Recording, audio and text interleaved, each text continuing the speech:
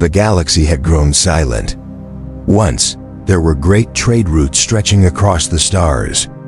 Fleets of alien ships carried goods, ideas, and people from one world to another.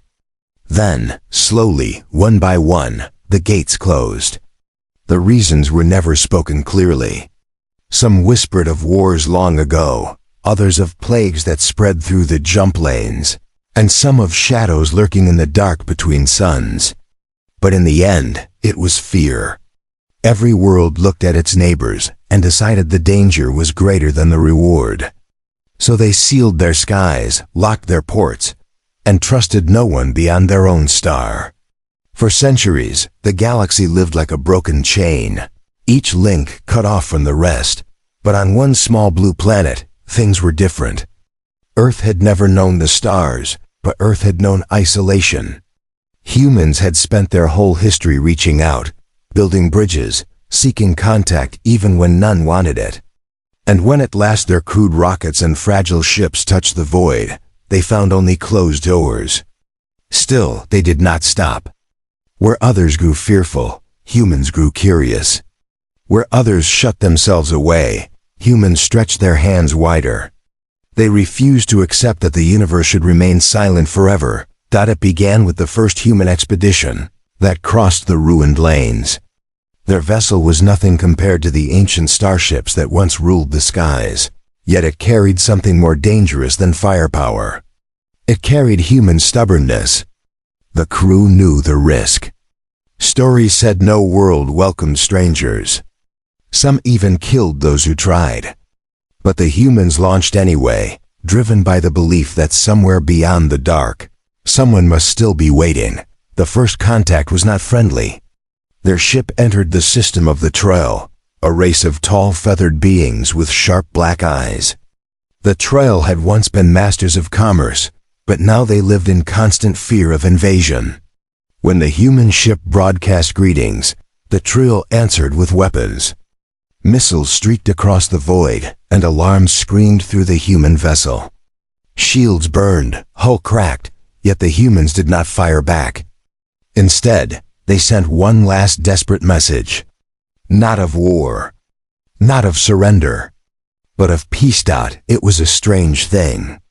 The Trail had expected curses or threats, but the humans spoke calmly of friendship, of the wish to share knowledge and trade.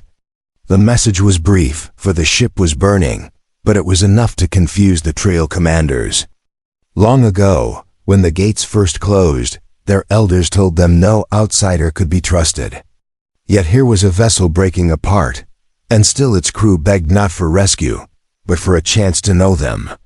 Against all warnings, the Trail disabled their weapons. Against all tradition, they opened their hangar and pulled the dying ship inside. The humans, broken and bruised, stepped out smiling, as if being nearly killed was a small price for shaking hands. That was the beginning. Not easy, not clean, but a spark in the dark. From that one act, Earth's name began to spread. The humans were strange, reckless, even foolish, but they were fearless. When every other world sealed itself behind walls, humans built ladders. When others saw enemies, humans saw neighbors. Their persistence carried them further, to worlds of molten skies and frozen seas, to empires that had not spoken to outsiders for 1,000 years. Sometimes they were met with fire, sometimes with silence, but always they tried again. And slowly, very slowly, the galaxy began to whisper. Who were these mad creatures who never turned away? Who were these beings who risked death for a chance at friendship?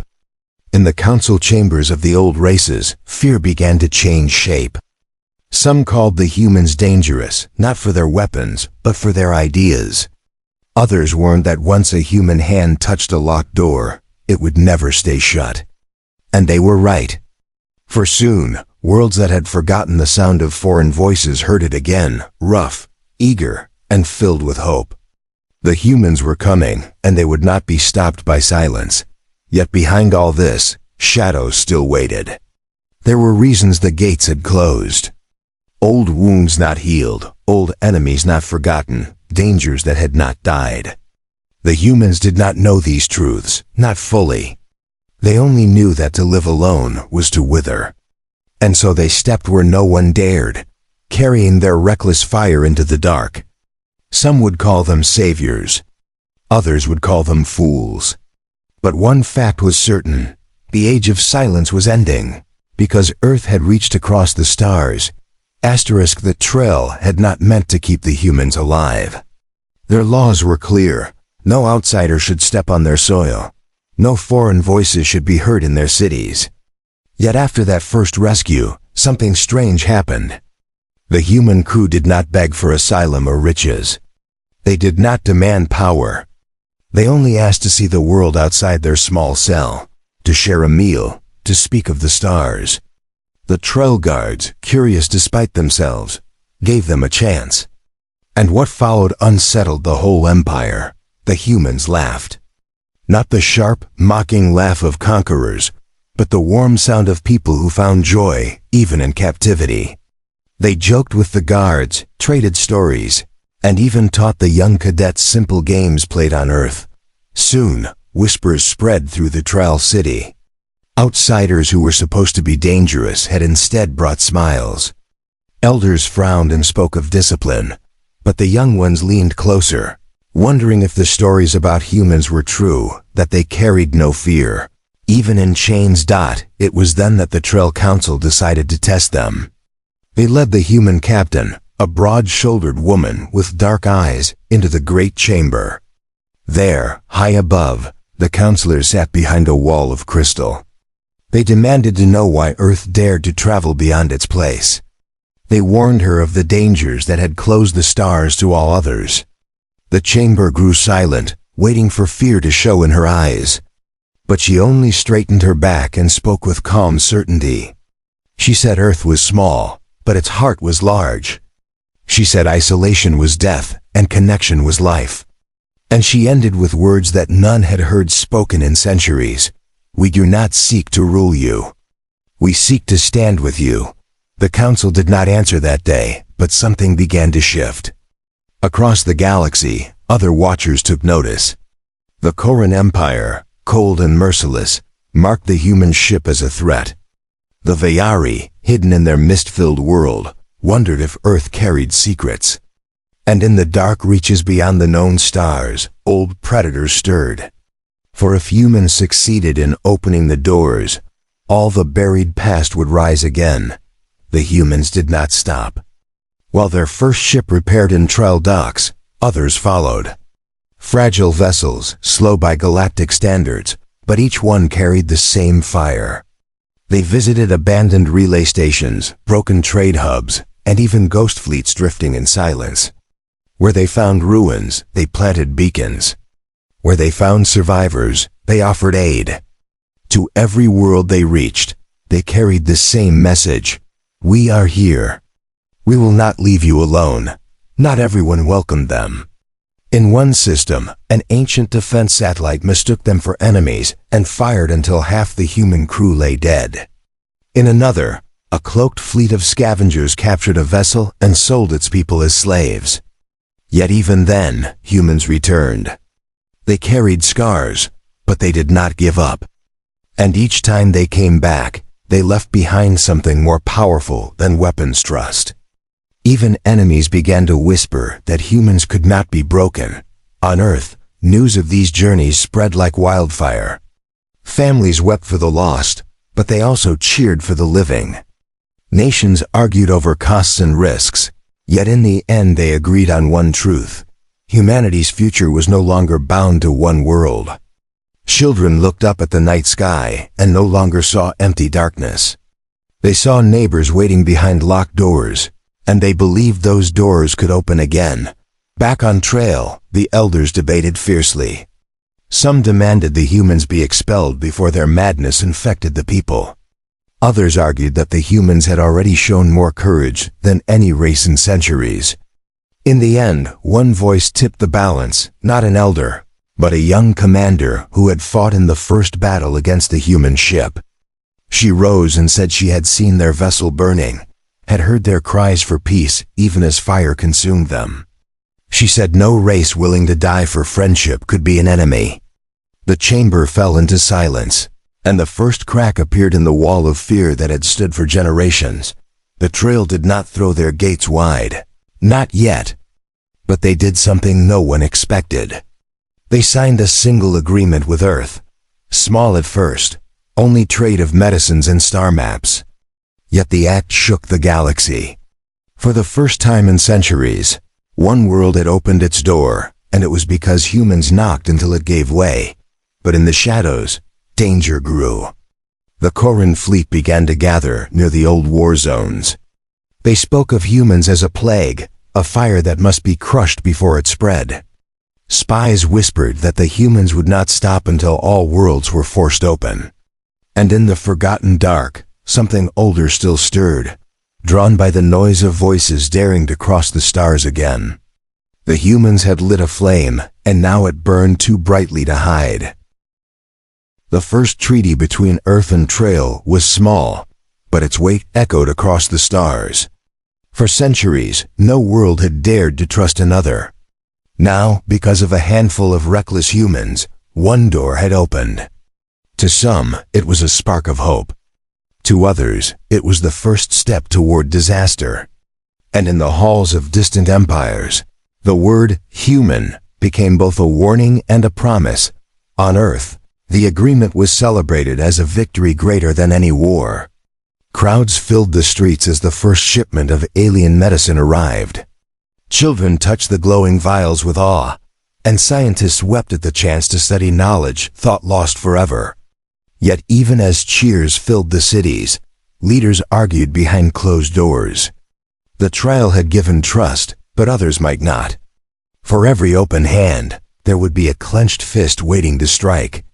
The human spirit was bold, but boldness came with danger. Danger arrived sooner than anyone expected. Beyond the Trail border, the Corran Empire moved its fleets. The Corran were known for discipline and cruelty, their ships like knives cutting across space.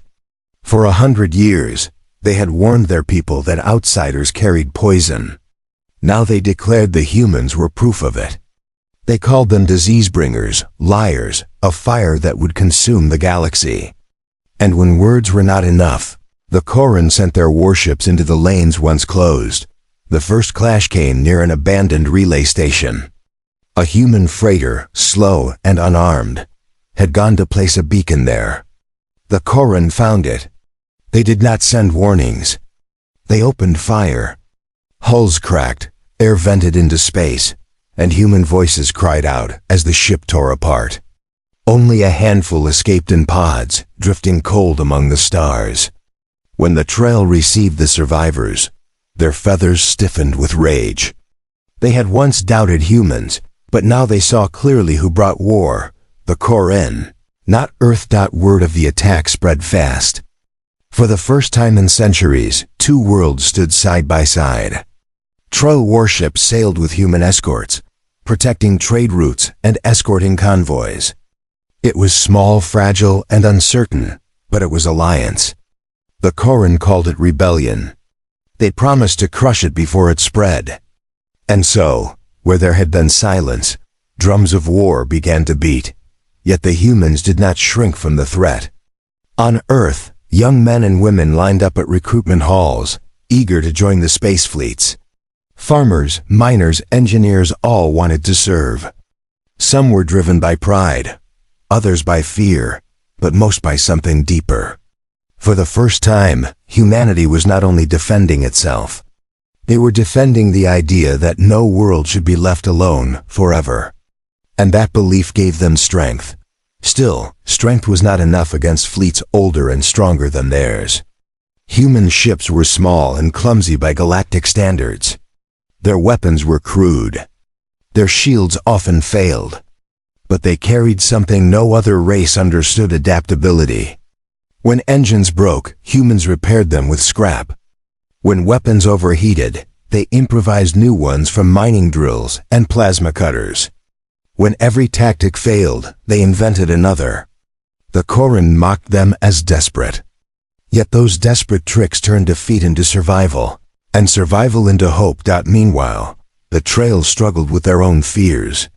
Their elders had warned for generations that opening doors would bring only blood.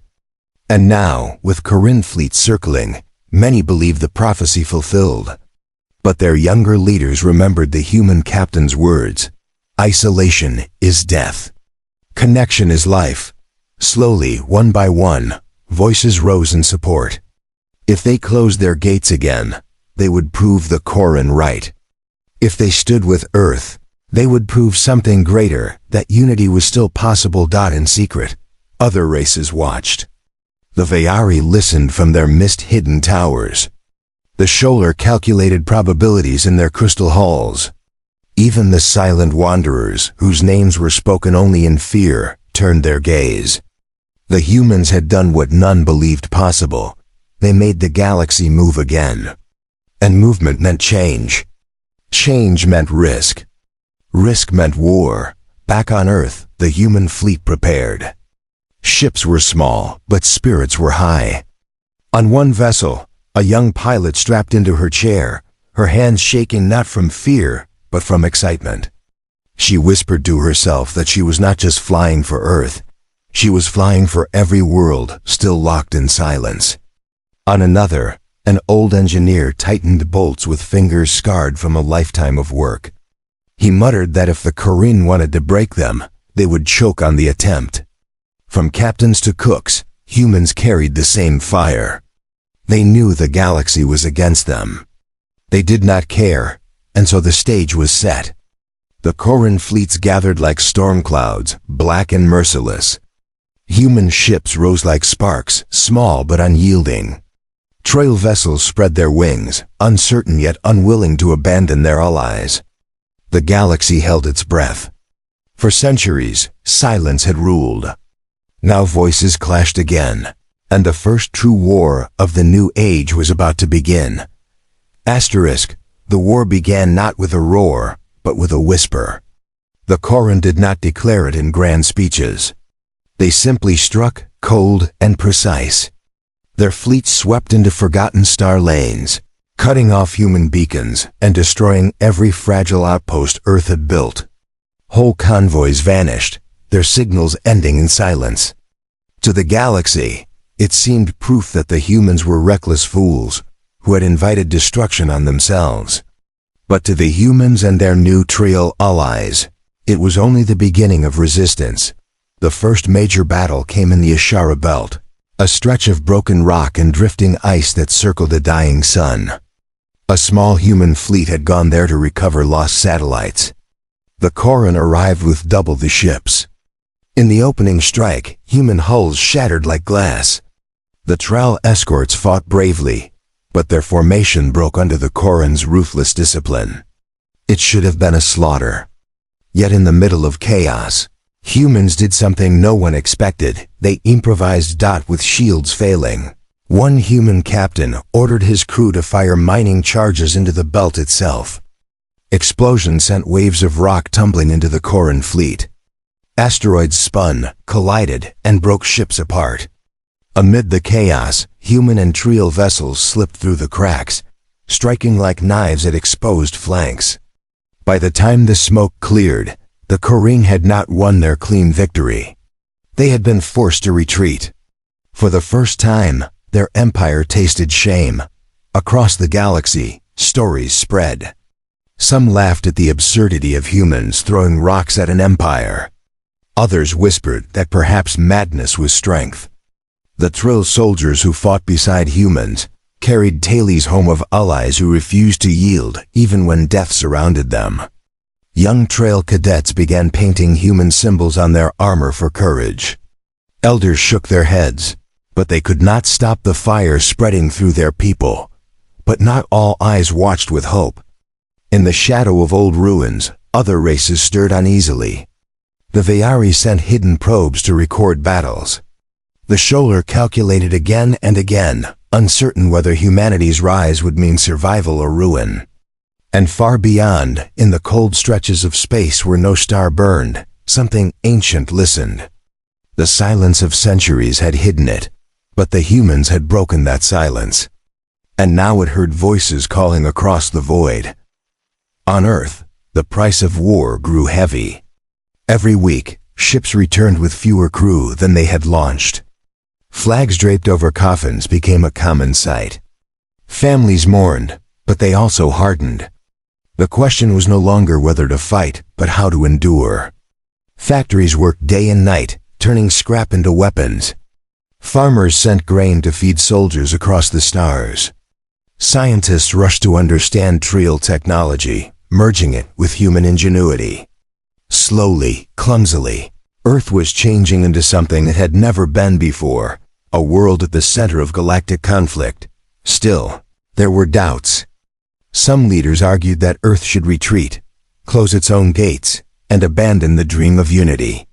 Why die for worlds that had once ignored them? Why risk everything for races that might never return the favor? But when those questions reached the people, the answer was always the same. Because if Earth closed its doors now, it would become like all the others, afraid, alone, waiting for the dark to consume them. Humanity had already chosen. They would rather burn reaching out than wither in silence. The next great test came, when the Korin launched a direct strike on Trail space. Their fleets, black and disciplined, advanced like a storm. Entire cities prepared for siege. The Trail Council panicked, remembering old wars that had nearly ended their people. Some demanded the humans be cast out, believing alliance had brought doom upon them. But when the Korin fleet reached the border, they found humans waiting. The human fleet was small, patched together, and half the weapons still rattled when fired. Yet they stood in the front line, blocking the way to Trial homeworld. Their commander sent a single message to the Korin admiral: "If you want them, you go through us." No one expected the humans to last more than an hour. But they fought not with numbers, but with stubbornness. They rammed ships, overloaded reactors, and turned every loss into a weapon. The sky burned with wreckage, but the Korin advance slowed. By the time Trial reinforcements arrived, the humans had already held the line far longer than reason allowed. That battle changed everything. The Trial saw humans bleed for them without hesitation. Their people no longer whispered of fear, but of loyalty. The Council, once divided, declared Earth a true ally. Across their empire, gates that had been locked for centuries opened, just a crack, to human ships. Medicines, food, and soldiers began to flow both ways. For the first time in living memory, two worlds had chosen to trust without fear. But even as victory was celebrated, shadows deepened. The Korin, humiliated, vowed to gather their full strength. They spoke of cleansing humanity utterly, of erasing Earth before its madness infected others. And in the dark beyond known stars, the old presence stirred again, stronger than before. The silence it had thrived on was gone, and the noise of war was calling it closer. The humans believed they were fighting one empire. They did not yet see that something far worse was waking. The Korin had tasted defeat, and their pride could not bear it. They gathered fleets from across their empire, black wings of steel stretching across star lanes once silent. Their admirals promised to crush humanity in one decisive strike, to burn Earth itself if needed. To them, the war was no longer about closed gates or broken treaties. It was about control. If humans could not be stopped, every world might rise against their chains of fear. And that was something the Korin would never allow. On Earth, the warnings reached every city. Families prepared for the worst, yet they did not retreat. Volunteers still lined up at recruitment halls. Factories poured out ships and weapons faster than ever. Scientists combined human creativity with Trail technology, crafting hybrid machines unlike anything seen before. They were rough, imperfect, but they worked. Humanity was learning in years what other empires had taken centuries to master. And in that speed lay their greatest weapon. The Trail too committed fully, though many still trembled at the cost. Their young officers fought side by side with human soldiers, forming bonds in battle that their elders could no longer deny. In the skies of Trail worlds, One could see the strange sight of human flags painted on alien wings and trail feathers sewn into human uniforms. Something new was forming, something no closed gate could contain. Trust that spanned species. But the Koran were not the only threat. Strange signals began to echo through the deep lanes, signals no one had heard in centuries. Old machines, built for wars long forgotten, stirred awake. Derelict stations once thought dead flickered with power. And whispers spread of an ancient predator, the very reason the gates had first been closed. The silence had hidden it. Now the noise of human defiance was calling it back. At first, only scattered reports came. A patrol ship found wreckage torn apart, with no trace of battle. A mining outpost vanished, its last transmission a scream cut short. Then, near the edge of the Vayari Mist worlds, a fleet disappeared without warning. The survivors' fragments of data told a chilling story, shapes too large to be ships, moving in silence, devouring everything they touched. The galaxy shuddered. The old fear was returning, yet even then, the humans did not turn away. Where others spoke of retreat, they pressed forward. They demanded to know the truth of these ancient enemies, the shadows that had frightened the galaxy into silence.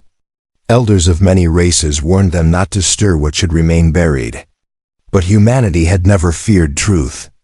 If danger waited in the dark, better to face it than to hide behind walls forever. The Koran, however, seized on the fear. They declared that the humans had awakened the ancient scourge, that Earth was the cause of the new terror. Their propaganda spread across systems like fire. Some worlds believed them. Others remained uncertain. But the humans answered not with words, but with action. They launched rescue missions to save stranded fleets, even when those fleets had once fired upon them. They gave aid to miners, traders, and wanderers who had never trusted outsiders before. Slowly, painfully, they proved with deeds what their voices had always said. Humanity sought connection, not conquest. Still, the great storm drew closer. The Koran gathered their largest fleet yet, intent on striking at Earth's heart. The humans and Trail prepared as best they could, but they knew the odds. The Koran had numbers and centuries of discipline. Humanity had only stubbornness and hope. Yet hope was a dangerous weapon. When soldiers believe not only in survival but in meaning, they can stand against the impossible. In the days before the battle, Earth was quiet. Families lit candles in windows, promising their loved ones they would not be forgotten. Trail singers filled the skies with mourning songs that carried across whole cities. And on the decks of human ships, crews spoke softly of what they were fighting for. Not only Earth, not only Trail, but for the dream that one day, no world would be alone again. The fleets gathered near the pale light of a dead star. The Koran came first, their black armada filling the void like a storm of knives. Behind them, the galaxy's silence stretched, heavy and endless. Then, on the far side, the humans arrived. Their ships were patched, scarred, some barely holding together. Yet they came. The Trail soared beside them, wings wide, their own fear swallowed by determination. The two sides faced each other in the dark, and the universe seemed to hold its breath. Before the first shot was fired, strange ripples spread across the starfield. The Koran fleets faltered, unsure. Sensors screamed warnings. Out of the void came shapes vast and alien, older than any empire alive. The predators of legend had returned, drawn to the noise of war. Their arrival was silent, but it was the silence of hunger. Both human and Koran ships trembled as the old nightmare opened its eyes. Battle that followed would decide more than Earth or Trail. It would decide if the galaxy remained broken, or if a new age of unity could rise against the darkness. The battlefield near the dead star became chaos. The Koran armada, once so sure of victory, faltered as the ancient predators closed in. They were vast, living machines or perhaps creatures, no one could tell. Their forms twisted like shadows, their bodies devoured metal and energy alike. Whole Koran cruisers vanished into the dark, torn apart in silence. Fear spread through every fleet. This was the terror that had made the galaxy close its doors centuries ago. Now it had returned, stronger than before. Panic should have followed, but the humans did not break.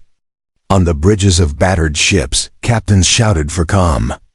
Engineers kept damaged reactors burning with their bare hands. Pilots flew through storms of debris, refusing to abandon their allies.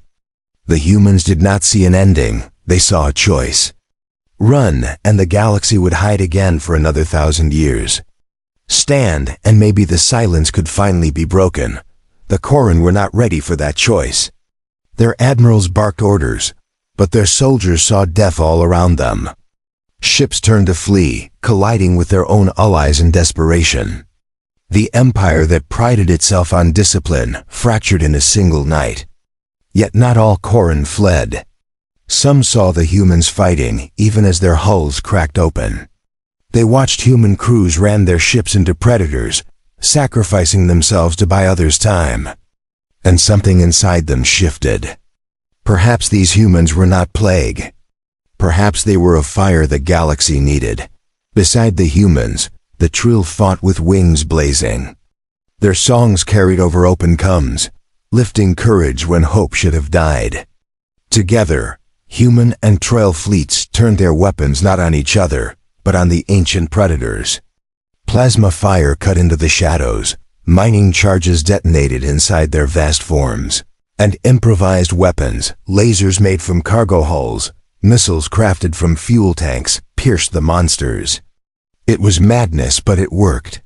For the first time, the predators bled light. Still, victory was not free. Ship after ship was lost. Entire crews were gone in moments. The humans pressed on anyway, shouting one another's names into the combs, promising that if they fell, others would rise.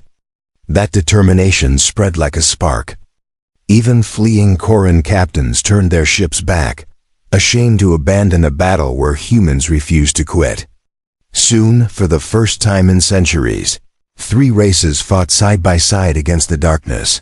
The predators screamed, an alien sound that shook stars themselves, and began to pull back. Their hunger was endless, but their surprise was real. They had expected silence, fear, and surrender. Instead, they found unity. And unity was something they could not devour easily. Slowly, piece by piece, the predators withdrew into the void, leaving wreckage and flame behind. The battle was not won forever, but it was survived. And survival was victory. When the guns fell silent, the Dead Star burned with wreckage. Human ships drifted scarred, Trill wings torn, Koran vessels limping. But they still lived. Against all reason, they had faced the ancient fear and stood together. On one human bridge, a young pilot whispered through tears, "We are not alone anymore." Her words spread like wildfire. Across the surviving fleets, across the galaxy itself, the meaning was clear. The doors that had been closed for centuries could never be shut again. In the days that followed, something extraordinary happened. The Koran, once sworn enemies, sent envoys to Earth. They did not kneel, but they did not threaten either. They spoke of truce, of necessity, of the truth they had seen in the battle, that humanity's madness was not destruction, but hope. The Trill, their feathers still marked by ash, declared Earth their equal partner. And other races, long hidden, began to emerge from the shadows, drawn by the fire that humans carried. On Earth, the people mourned their fallen. Flags waved for the dead, and names were carved into stone. Yet amid grief, pride burned brighter. Humanity had not only reached across the stars, they had pulled others with them. They had taken the silence of centuries and shattered it with one simple truth. No world should stand alone. The galaxy was still dangerous. The predators would return one day. The scars of war would never fade. But a new age had begun. Where once there was fear, there was now connection. Where once doors closed, now hands reached out. and at the center of it stood Earth, small, scarred, stubborn, but unyielding. The humans had proven what none believed possible. They had opened the stars again. And so the story of silence ended, not with one world hiding from another, but with many voices rising together. For in the darkest night, when the galaxy had nearly given up, it was humanity who lit the flame that showed the way forward.